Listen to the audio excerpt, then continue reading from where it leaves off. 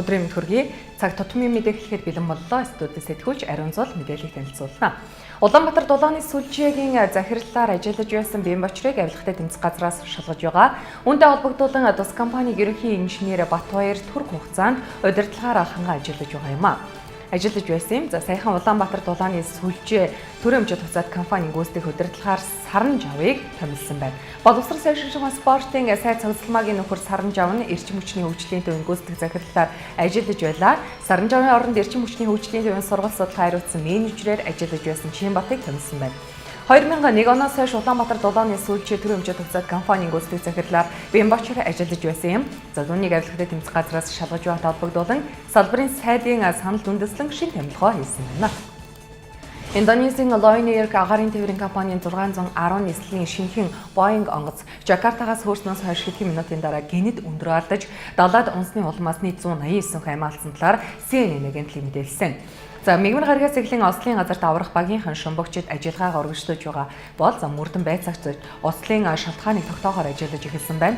Өнгөрсөн даваа гарагт цагдаагийнхны мэдээлснээр Ослын улмаас нас орсон хүмүүсийн цогцос бүхий 24 уутыг орон нутгийн эмнэлэгт хүргэсэн байна. Зорчигчдын цогцсыг таниулахын тулд 132 гэр бүлээс дээнхийг шинжилгээ авч байна. Жакартагийн цагдаагийн ажилтны мэдээж байгаагаар уут бүрт нэгээс илүү хүний цогцсны үлдэгдэл байгаа юм байна. Шинэ Boeing 737 Max 8 онгоцоор 181 зорчигч зорчиж явснаас гадна хөлгийн багийн 6 гишүүн 2 нисгэгчийн хамт байжээ. Онгоц хөрснөөс хойш 19 км өндөрт нисэх үедээ онгоцны буудалд эргэж очих хүсэл гаргасан байдаг ч яаралтай тусламжийн ямар нэгэн дуудлага хийгээгүй байна. Онгоц нисэх онгоцны буудал руу эргэсэн эсэх нь тодорхойгүй. Удалгүй холбоо тасарсан талаар Air Nova агаарын тээврийн компани хэвлэлийн төлөөлөгч Жаман Смэтсэн нэг эмнэлэг төс ярилцлагандаа зорчжээ. Эрүүл мэндийн даатгалуудыг 18-аас дээш насныхныг урьдчилан сэргийлэх үзлэгт үн төлбөргүй хамруулж байна. Энэ арга хэмжээг эрүүл мэндийн яамнаас улс орон даяар анх удаа хэрэгжүүлж байгаа юм. Дэлхийн эрүүл мэндийн байгууллагаас зөвлөмж өгсөний дагуу 4 насны ангиллаар урьдчилан сэргийлэх үзлэг хийж байна. Тухайлбал 35-аас 45 насны даатгуулагчийн үзлэгийн багцад зүрхний цахилгаан бичлэг, хэвлийн эхо, цусан дах сахарын хэмжээ тогтоох зэрэг багтжээ. 40-оос дээш насны даатгуулагчид нийт 8 төрлийн хорт хавдрын илрүүлэг үзлэгийг хийн.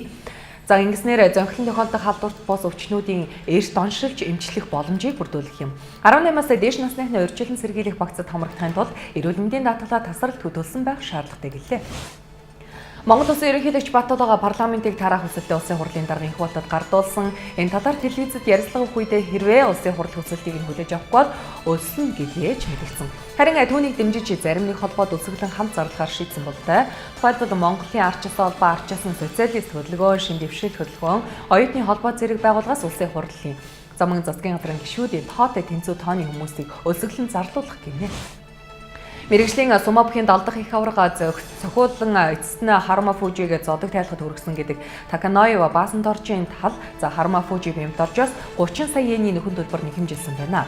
Энэ нь Монгол мөнгөөр 660 сая орчим төгрөг гэсэн үг. Nikan Sports Second бичснээр энэ нь Таканоева Баасандоржийн 2 тэмцээн өнжсөний сэтгэл санааны хохирлын эмнэлгийн зардлын болон замын зардлын төлбөр гэн. Саяхан нэхэмжлэгчдад заргаасаа буцаж нэхэмжилэлээ татаж явсан байна.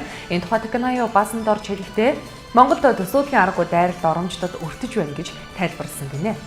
Цаг тутмын мэдээ танилцууллаа. Одоо та бүхэн үргэлжлүүлэн цаг агаарын мэдээл анхаарлаа татна.